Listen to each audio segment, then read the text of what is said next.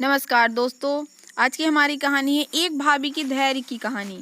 कपड़े फैलाते फैलाते ही सुमन ने समय का अनुमान लगाया। सूरज सिर के ऊपर आ गया है, 12 तो बज ही रहे होंगे। रविवार का दिन बस कहने भर को छुट्टी का दिन होता है। उस दिन तो व्यस्तता और भी बढ़ जाती है। नहाते धोते 1 बजना ही था, तभी उसे अपनी सास शकुंतला और अंकिता के जोर जोर से बातें करने की आवाजें सुनाई दी। जरूर आज अंकिता फिर से अपनी सास से लड़कर चली आई होगी। अंकिता उसकी छोटी ननंद है, जिसका ससुराल इसी शहर में है। जब भी उसकी अपने ससुराल वालों से किसी बात पर कहा सुनी होती है, हाथ में सूटकेस उठाए अपने मायके चली आती है। घर में सबसे छोटी और सबकी लाडली होने के कारण लड़कर आने पर भी उसके गैर जिम्मेदाराना हरकतों के लिए उसे समझाने के बदले शकुंतला बढ़ चढ़कर अंकिता के ससुराल वालों में ढेरों नुक्स निकालती हैं और उन्हें कोसती रहती हैं। फिर लड़ाई का दूसरा अध्याय शुरू होता है। अंकिता के पति किशन को दूसरे दिन बुलाया जाता है और छोटी छोटी बातों पर जो हर घर में सामान्य रूप से घटित होती हैं, उनके लिए उससे देर तक सवाल जवाब किया जाता है। किशन के अपने घर का रहन सहन उसके आधुनिक ससुराल की अपेक्षा काफी साधारण था, इसलिए वह थोड़ा अपने ससुराल वालों से वैसे भी दबता था और चुपचाप सारी बातें सहन कर अंकिता को वापस अपने साथ ले जाता था। जल्दी से स्नान कर सुमन रसोई की तरफ लपकी, तभी शकुंतला की नजर उस पर पड़ गई। सुमन को सुनाकर तेज आवाज में बोली, लो महारानी के पूरे 3 घंटे का राज स्नान समाप्त हुआ। न जाने कौन से उपटन मले जा रहे थे कि घर में तूफान आ जाए, पर इन्हें होश ही नहीं रहता। हालांकि उसकी सास अच्छी तरह जानती थी कि रविवार को हफ्ते भर का ढेर सारा जमा कपड़ा सुमन को धोना पड़ता है, फिर भी बेटी की भड़ास निकाल रही थी। वैसे भी काफी देर हो गई थी, इसलिए सुमन चावल बनाने के लिए पानी चढ़ा डिब्बे से दाल निकालने लगी। तभी रसोई घर के दरवाजे पर खड़े सुनील की सख्त आवाज ने उसे सहमा दिया। सुबह से घर में बैठी जाने कौन सा पहाड़ तोड़ती रहती हो। कोई आए या जाए स्वागत सत्कार करना तो दूर की बात है, तुम्हें तो मिलने तक की फुर्सत नहीं मिलती। कोई मरे या जिए तुम्हें क्या, हर समय अपना ही सुख तलाशती रहती हो। 1 बजने जा रहा है, इसलिए मैंने सोचा पहले चावल ही चढ़ा दूं, क्योंकि अम्मा जी ठीक 1 बजे खाना खा लेती हैं। फिर इत्मीनान से अंकिता से बातें करूंगी। सुमन के जवाब पर सुनील के ताने शुरू हो गए। बहुत एहसान है आपका कि छुट्टी के दिन भी 1 बजे तक खाना तैयार हो जाएगा। घर में कुल जमा 4 जन ही हैं, जिसमें रिया को अम्मा ही संभालती हैं। फिर भी दिखाओगी कि दिन भर काम ही करती रहती हो। सुनील जैसे आया था वैसे ही बड़बड़ाते हुए चला गया। वह भी चावल दाल चूल्हे पर चढ़ा पीछे पीछे ड्राइंग रूम में आ गई, जहां सोफे पर अंकिता बैठी आंसू बहा रही थी। वहीं बगल में उसकी सास बैठी अंकिता के ससुराल वालों के बारे में जली कटी कह रही थी। जैसे ही उनकी नजर सुमन पर गई, एक कुटिलतापूर्ण मुस्कान उनके चेहरे पर लक्षित हो उठी। एक हमारे घर की बहू है, जो इस घर में बैठी हर वह सुख भोग रही है जिसकी कभी उसने अपने पति के घर में कल्पना भी नहीं की होगी। और एक हमारे घर की बेटी है, जो जाने किस जन्म का पाप भोग रही है। कितना भी अपने ससुराल वालों के लिए करे, उनका मुंह फूला ही रहता है। कितना दिया था हम लोगों ने अपनी बेटी के विवाह में, बहू के परिवार वालों की तरह हाथ हिलाते नहीं भेज दिया था। फिर भी हमारी बेटी एक दिन भी चैन से नहीं रह पाती है। सुमन बात का रुख पलटने के लिए अंकिता से बोली, चाय पियोगी? वैसे खाना भी बन ही गया है। चाय की याद आ गई? यह भी नहीं सोचा कि यह कोई चाय पीने का समय है। पूछ लिया, बड़ी मेहरबानी की। अब जाओ, जाकर खाना लगाओ, कब से हम सब भूखे बैठे हैं। सुनील की बातों से सुमन का सारा प्रेम, सारी सेवाएं और सारी विनम्रता धरी की धरी रह गई और वह उठकर फिर से रसोई में चली गई। इधर उसकी सास का रोना शुरू हो गया। हमारी तो किस्मत ही खोटी है। बहू मिली तो वह भी किसी ढंग की नहीं, दामाद मिला तो वह भी वैसे ही है, हमेशा अपनी माँ के पल्लू से ही बंधा रहता है। पति की खुदगर्जी और सास का अन्यायपूर्ण रवैया सुमन को डंक सा चुभ रहा था। फिर भी सारे तिरस्कार और दंभ को समेट वह सामान्य होने की कोशिश करती काम में जुटी रही। हर बार की तरह फोन करके किशन को बुलवाया गया, पर इस बार किशन ने आने से साफ इनकार कर दिया। उसका कहना था अंकिता स्वयं ही घर छोड़कर गई है तो स्वयं ही लौट कर आए। बहुत दबाव डालने पर भी वह किसी की कीमत पर अंकिता को लेने आने को तैयार नहीं हुआ। सुनील ने सभी हथकंडे अपनाए, पुलिस की धमकियां भी देता रहा, लेकिन अंकिता के पति और ससुराल वाले अपनी जिद पर अड़े रहे। दोनों पक्षों में से कोई भी झुकने को तैयार नहीं हुआ। सुमन अपनी सास और सुनील को जिद छोड़ समझौता की सलाह देना चाहती थी, लेकिन वह यह भी अच्छी तरह जानती थी कि उसके बोलने का घर वालों पर कोई असर नहीं होगा। उसकी सास ने उस घर में कभी उसके ससुर की तो चलने ही नहीं दी, फिर उसकी क्या बिसात थी। हर एक बात का फैसला शकुंतला ही करती आई थी। बच्चे भी माँ के नक्शे कदम पर चलते हुए कुछ ज्यादा ही उदंड और स्वार्थी हो गए थे।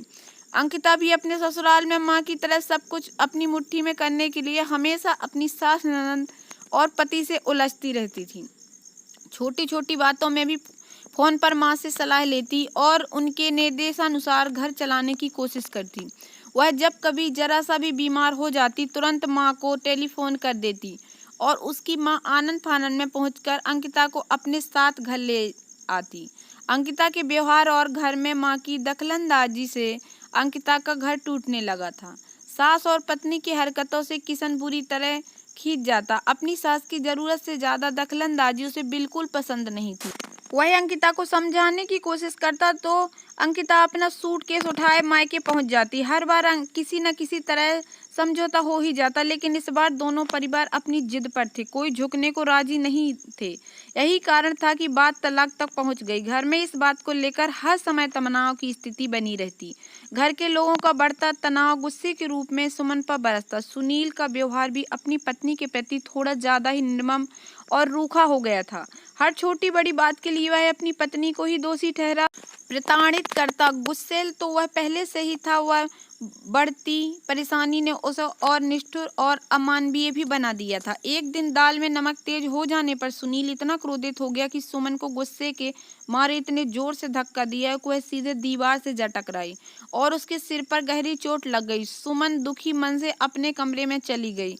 सिर पर लगे चोट से ज्यादा मन पर हल लगा प्रहार उसे बेचैन कर रहा था। रोते रोते कब आंख लग गई पता ही नहीं चला। तभी अपने सिर के ऊपर उसे किसी के हाथों का कोमल स्पर्श महसूस हुआ। उसकी नजर सामने बैठी अंकिता पर गई। जाने कब से आकर बैठी थी, उसे आभास तक नहीं हुआ। अंकिता धीरे धीरे उसका सिर दबाने लगी। बरबस मिली सहानुभूति से उसकी आंखें भर आईं। अंकिता ने ही चुप्पी तोड़ी। एक बार पूछो भाभी, पहले जब मेरी शादी नहीं हुई थी तो बिना सोचे समझे मैं भी आपको जाने क्या क्या बोल दिया करती थी, पर अब सोचती हूँ इतना सब कुछ आप कैसे सहन कर लेती हैं।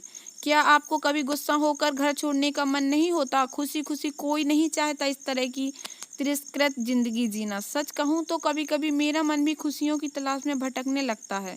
दिल चाहता है सब कुछ छोड़ जिंदगी नए सिरे से शुरू करूं, पर क्या इतना आसान है सब कुछ? बिरले को ही जिंदगी ऐसे अवसर देती है, वरना जिंदगी तो हर कदम पर खुद ही एक चुनौती है। कहीं ना कहीं तो कोई चुनौती को स्वीकार न ही पड़ता है। तुम्हारे भैया क्रोधी स्वभाव के हैं। परेशानियां उन्हें कभी कभी उदंड और निर्मम भी बना देती हैं। फिर भी जब इस तरह का क्रोधी, दबंग, उदंड और सिर्फ अपना ही वर्चस्व स्थापित करने वाला व्यक्ति पति के रूप में मिल जाए तो उसका एकमात्र उपाय उसे छोड़कर भाग जाना या अपनी जिंदगी नए सिरे से शुरू करना नहीं होता है। मेरे हिसाब से ऐसी परिस्थिति में जीवन की इस चुनौती को स्वीकार करना और परिस्थितियों को अपने अनुकूल ढालने की कोशिश करना ही सही रास्ता है। वैसे भी पुरुष होते ही अहमवादी हैं। उनके दिल में स्वयं की अवधारणा इतनी व्यापक होती है कि पत्नी का स्वयं उनमें समा ही जाता है। जहाँ तक तुम्हारे भैया का सवाल है, उनका विवेक भले ही कुछ समय के लिए खो जाता है, पर उनके अंदर की इंसानियत आज भी जिंदा है। उन्हें अपने किए का एहसास रहता है। मेरे साथ दुर्व्यवहार करने के बाद कई दिनों तक वो मुझसे नजरें नहीं मिला पाते हैं। मेरे बीमार पड़ने पर मेरी देखभाल भी करते हैं। उनके क्रोध को मैंने बहुत कुछ साध लिया है और मुझे पूर्ण विश्वास है कि उन्हें जल्द ही अपनी गलतियों का एहसास दिला सही रास्ते पर ले आऊंगी। बस ईश्वर से यही प्रार्थना है कि मेरे मन का दृढ़ता कायम रहे। यह जरूरी नहीं कि हर जगह पति ही दोषी हो। आज का वह सबसे बड़ा सत्य है कि आर्थिक रूप से स्वतंत्र होती नारियों का स्वाभिमान अभिमान के हद को पार कर रहा है। यही अभिमान छिन्न भिन्न कर रहा है। उनकी सहनशीलता को छोटी छोटी बातों को सम्मान का विषय बनाकर घर टूटने लगा है। इस टूटते परिवार की सारी त्रसदी बच्चों को झेलनी पड़ रही है।